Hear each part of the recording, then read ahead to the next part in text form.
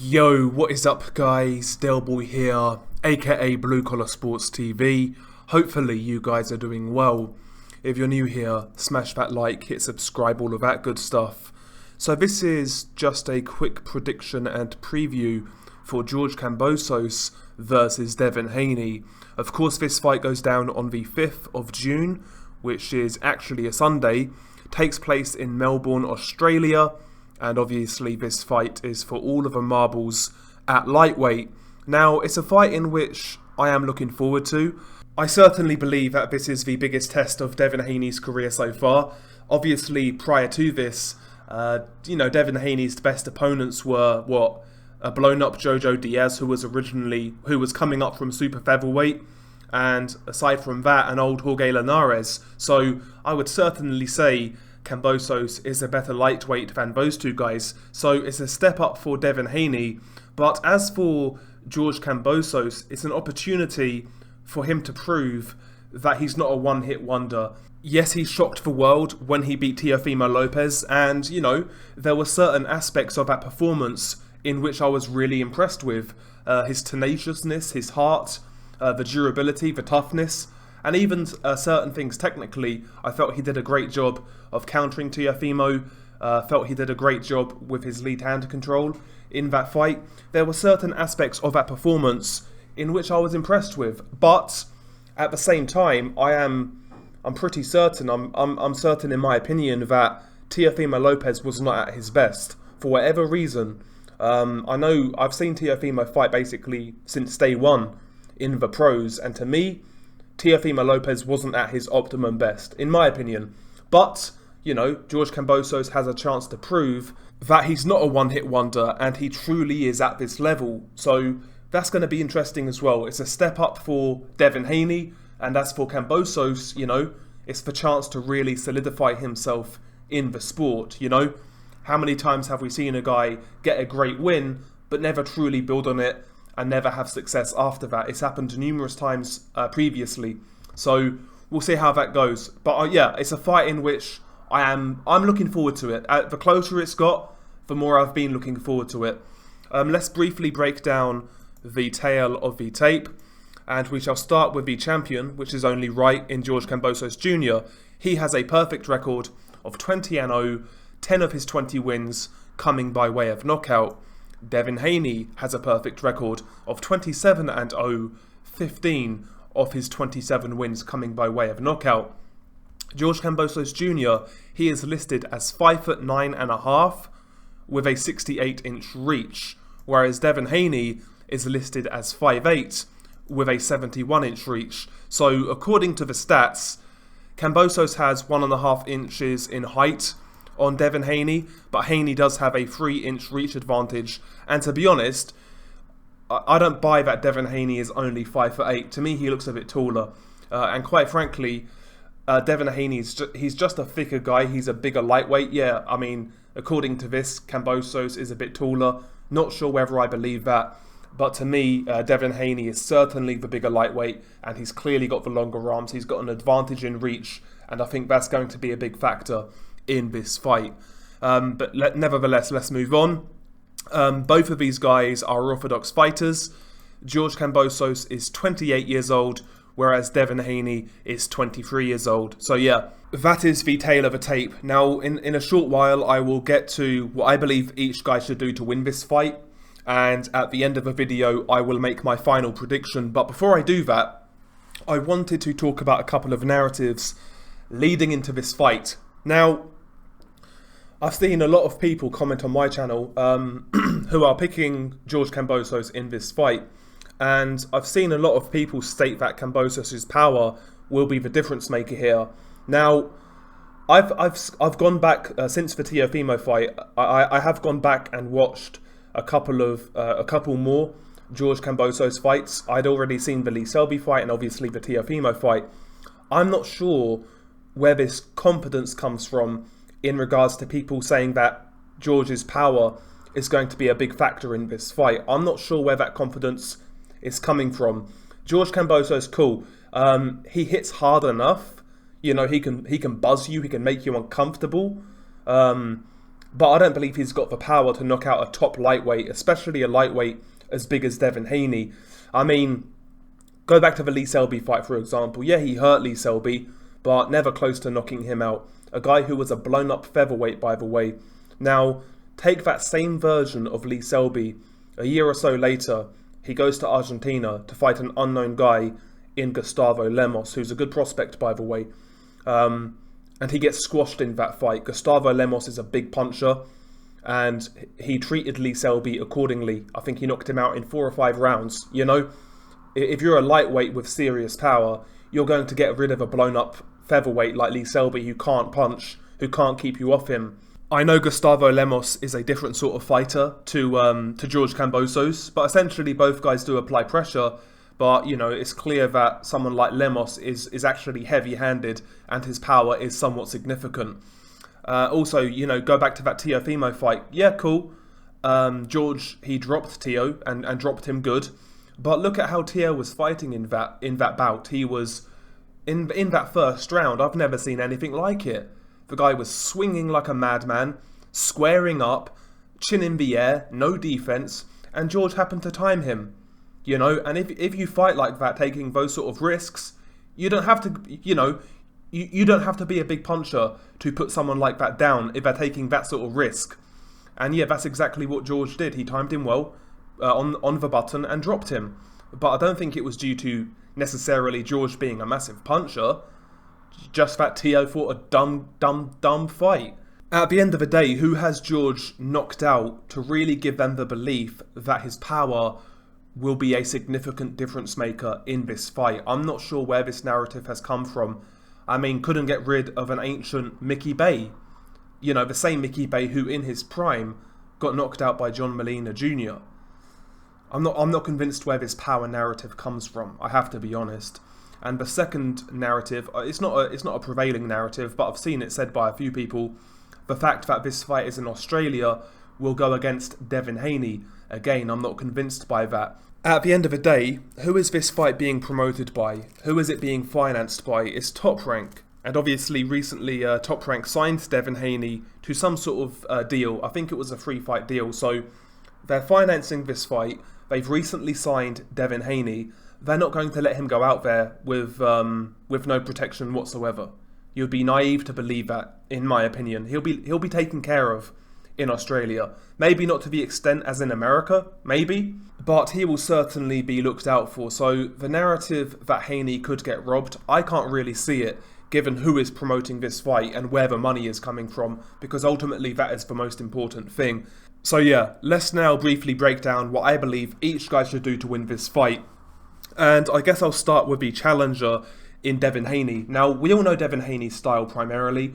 He likes to really get that jab pumping, likes to keep the fight at an arm's length. You know, that's where he's most comfortable on the outside, where he's kind of backpedaling, taking that half step back, pinging you with jabs, looking for the straight right hand, and occasionally he'll try and mix things up, you know, if you get a bit too close. Devin Haney primarily is a boxer type. He kind of at times he tries to fight like a boxer puncher, but you know, he doesn't really have that sort of power. But he's a pretty decent boxer, Devin Haney, with a lot of good physical attributes. Now in this fight, for me, Devin Haney needs to utilise that reach advantage, and I think it's up to him to start this fight quite quickly and dictate the real estate of this fight, where it's being fought and what sort of fight this is. You know, Devin needs to be getting behind that jab, consistently throwing that jab, mixing up bodies ahead, taking the half step back, and using lateral movement against George Kambosos, ensuring that his back doesn't touch the ropes or he doesn't stay on the ropes for long periods of time. Don't get trapped in the corner. Try to keep this fight center ring. And yeah, dictate this fight with that long jab. One thing Devin does do well, he does have a really, really good jab, and it can be quite varied, it can be quite quick. It's got a little bit of sting on it. You know, it can mark you up, that sort of thing. So Devin needs to get behind that jab. I think it will be effective against George Kambosos. Lee Selby's was to a certain extent, as was Mickey Bay's. Teo's not so much because he wasn't throwing it, but if you look at George Kambosos as he applies pressure, his hands are quite wide apart. He's got quite a wide guard. So naturally, straight punches, I do believe George is susceptible to. Don't get me wrong, I'm not saying that Kambosos is a face-first brawler, because he's not. There are times when he'll come in at a side-on profile, where he'll come in quite low in a crouch, where he'll take his head off centre line, but there are numerous other times where he'll come in with a wide guard, trying to utilise that lead hand control, but he's quite open for straight punches. So for me, the 1-2 for Devin Haney early on in this fight is going to be key to dictate what sort of fight this is, because ultimately Devin wants this fight to be fought at long range. He doesn't want to be up close with George Kambosos and trading, in my opinion. So the 1-2 of Devin Haney is going to be very important for him in this fight. And he needs to make that work early on. He needs to build up a head of steam in this fight and win the early rounds, because one thing about Devin Haney, we saw it in the Linares fight, we saw it in the Jojo Diaz fight, there seems to be a theme where Devin Haney slows down late on, and against a relentless guy, a guy who's got a good gas tank like George Kambosos, that can be a problem. So Devin needs to win those early rounds. He needs to start this fight very strongly, and not only just try to box and move, but he needs to try and take something out of George Kambosos. Again, he needs to domesticate that pressure of George Kambosos. One area in which I think Devin Haney is a little underrated is his body work. I've seen Devin Haney throw really nice combinations to the body. I like his jab to the body when he uses it. It's a stabbing jab to the solar plexus. I want to see Devin Haney mix up that jab in this fight, and the jab to the body for him could be a very important punch. Not only is it a great way to obviously keep your opponent guessing when you're changing levels, because that can set up other shots, but if you consistently stab a guy to the chest with that quick hard jab, then it can really gas them out as the fight plays out. We saw that with Sergey Kovalev and Anthony Yarde. People say, oh, Anthony Yarde got knocked out by a jab, how embarrassing. No, he got knocked out by 500 jabs. Kovalev was jabbing to that chest, and eventually Yarde gassed. So the jab to the chest and the solar plexus for Devin Haney could be a very good punch. I've seen him throw that shot effectively before, but he needs to be consistent with it and mix those combinations up. There are times when he'll have to trade with George Kambosos. There are times when he'll have to fight fire with fire. And in these moments, when you set your feet to punch, I want to see Devin Haney go to the body. He can hook to the body quite well with both hands. I've seen him utilise that sneaky right uppercut to the body, things of that nature. So again, I want to see Devin mix it up at times, There are times in this fight when he will need to, try to fight fire with fire. So I think the body work of Devin Haney could be very key for him in this fight. And, ultimately Devin needs to keep a cool head here. It's the first time he's fought abroad, to my knowledge. Well, it's the first time he's fought in Mexico before, but it's the first time he's fought abroad in like a truly hostile atmosphere where it really matters. So, Devin just needs to keep that cool head, stick to his boxing, don't get too overwrought with the occasion, don't play into George Kambosos' hands, but at the same time, be cautious not to be too passive. But ultimately for Devin Haney, I think to me everything comes off that jab, the 1-2, keeping distance, things of that nature, but he can't do it in a running fashion. I think he needs to kind of mix it up in this fight, try to draw the lead of Kambosos, time him coming in with a pull counter, maybe the lead left uppercut. That's another good shot that Devin Haney does possess. And yeah, ultimately be the boxer, but at times counter, and when you have to, try and fight Kambosos off. As for George Kambosos, again, I said it with Devin Haney, but to me it's very important that George Kambosos makes somewhat of a good start in this fight. And I'll say the same thing for George Kambosos. The body work is going to be very important, especially when you're fighting a guy like Devin Haney, who in his previous 2 fights has slowed down in the last 3 or 4 rounds. And again, Devin Haney is a massive lightweight. He is cutting a lot of weight to make 135, and that can't be easy. So when you're, I think George needs to try and target that body early on. Whenever a body shot is open, whenever he's in position to throw, try not to headhunt. Always concentrate on that body. Anytime he's got Devin Haney against the ropes or in the corner or where he's stationary, work that body. Again, that will come with its own risks. Devin Haney's got quick hands, so, if Kambosos is going to that body, he might get countered to the head, but sometimes you need to make compromises. George Kambosos, in my opinion, needs to try and take something out of Devin Haney early, make him uncomfortable, try to get to that body, try to test those legs, and make him realise this is a hard fight. Put that doubt in his mind. Give the crowd something to cheer for, because, this crowd is going to be supporting George Kambosos. He's got to make Devin Haney feel like he's a million miles from home. And for that to happen, I think George has to start really quickly. And again, the body work in this fight is going to be very important for George Kambosos. Again, when you look at this fight, I think it's safe to assume that George Kambosos will be the aggressor. He's going to be the guy who is chasing this fight, so he needs to really mix up his entry points, or how he gets close to Devin Haney. He can't be doing the same thing over and over.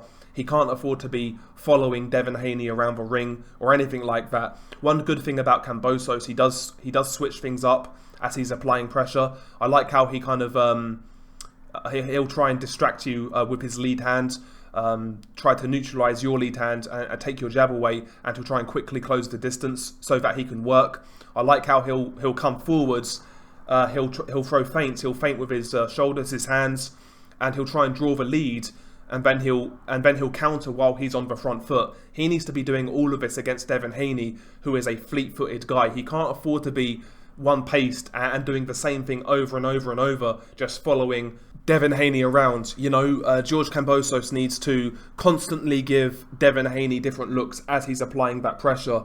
Again, I mentioned drawing the lead of Devin Haney, coming forwards, fiddling with that lead hand control, throwing a feint, trying to get Devin to set his feet for a split second to counter your feint, and then try to slip underneath and get inside and work, or just slip and counter. He needs to be giving Devin different things to think about. That's where the lead hand control comes into play. That's where the feints to try and counter Devin as you're applying pressure comes in. Come in low, come in with head movement. Again, make sure not to follow Devin in straight lines. Try to cut the ring off by taking a step to your left, to your right, that sort of thing.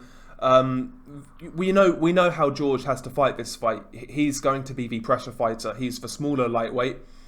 He's got the reach disadvantage, so it's up to him to make this fight. It's up to him to chase this fight, but he's got to chase it with intelligence. He can't afford to get hit too much coming in, and giving up too many points. So yeah, defensively as well, George Kambosos will need to improve from the Teofimo Lopez fight, because yeah, he won that fight and he dropped Teo, but he sustained a lot of punishment in that bout. He basically engaged Teo in a bit of a war. So defensively, he needs to tighten up in this fight, again primarily with that guard. I know that's half of his game. He's got that kind of weird guard where his lead hand is a little bit out. I get that's part of his game, but at times he'll need to be nice and tight, nice and compact, blocking those straight punches, paying a little more attention to defense, in my opinion. But yeah, it's an interesting fight. It's basically the pressure guy versus the mover, and they can make for some interesting bouts. And I think this will be interesting. I think it will be competitive, but I'll be honest, I think stylistically this fight favours Devin Haney. I really do. So yeah, the more I look at this, the more I'm confident that Devin Haney wins this fight. And I believe Devin Haney will win this fight in a competitive but clear decision. Maybe 8 rounds to 4, something along those lines. I think George will give him problems, especially late on in this fight. But I think Devin wins this bout. I really do. I think he'll outbox George Kambosos behind that jab, and he'll just outpoint Kambosos. That's how I see it. Now, maybe I'm underestimating George Kambosos once again. One thing I will say, in that fight with Teo, he proved to me he was a much better fighter than I gave him credit for. I have to admit that, but at the same time, I think some people are looking into that Teofimo fight while ignoring the circumstances surrounding Teo. That's how I see it personally. But maybe I'm wrong. Maybe George Kambosos is one of those guys who, once he becomes a champion, he just gets better and better and better. That could be possible, but the way I see this fight is a pretty clear decision for Devin Haney, sort of 8 rounds to 4, something along those lines. But we shall see. I've been wrong before, and I will be wrong again. So ultimately, who knows how this fight will go, but I am looking forward to it. I am interested, but I am picking Devin Haney on points. I'm not saying George can't win this fight, maybe he can outwork Devin Haney, but I just can't see him knocking Haney out. I know Haney got buzzed by Linares, and yeah, Linares was shot, but Linares could always punch. And again, Jojo kind of got Haney's attention, but I don't think Haney's chin is bad enough for Kambosos to knock him out. Maybe he buzzes Haney, something like that, but I just can't see Kambosos putting this, first and foremost, he's got to hurt Haney, and then he's got to put the sequence together to actually get the knockout. I certainly can't see Kambosos landing one perfect shot and knocking Haney out. I can't see that. If he is to knock him out, he's got to land a perfect shot, hurt Haney, and then land a sequence of punches that gets rid of him. I can't see that happening. I can't.